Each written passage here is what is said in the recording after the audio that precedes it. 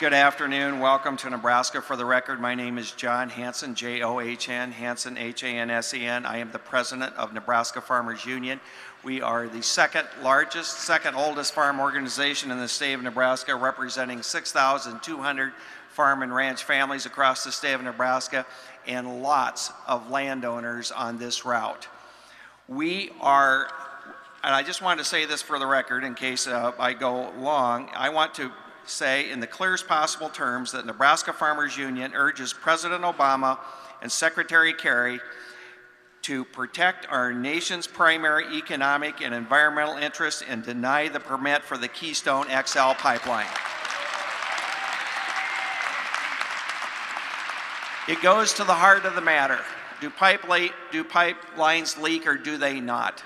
And we need to know and understand what the reality of this is, because once we do, it impacts where the route goes.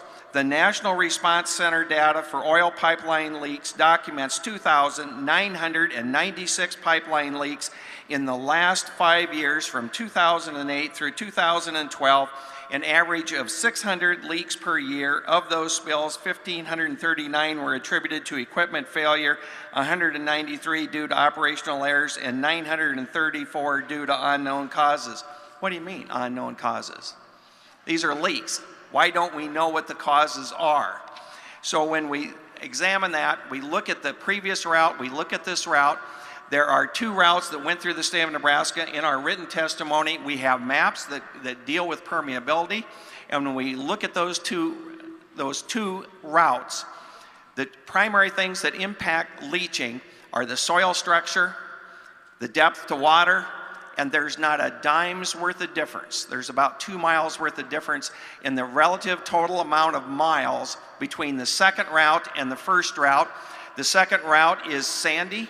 It is porous soils. It is a few feet from groundwater, and it is in a very long-standing, since the 1960s, substantial portions of it are in nitrate leaching zones that have high response levels for treatment of nitrates.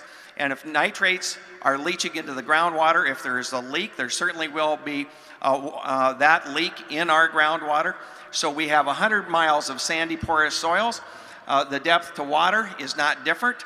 The second route fixes nothing.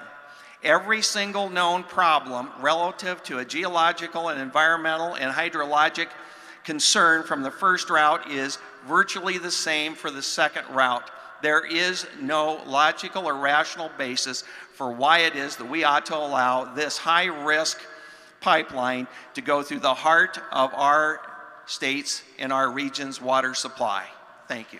Thank you. Speaker number 39.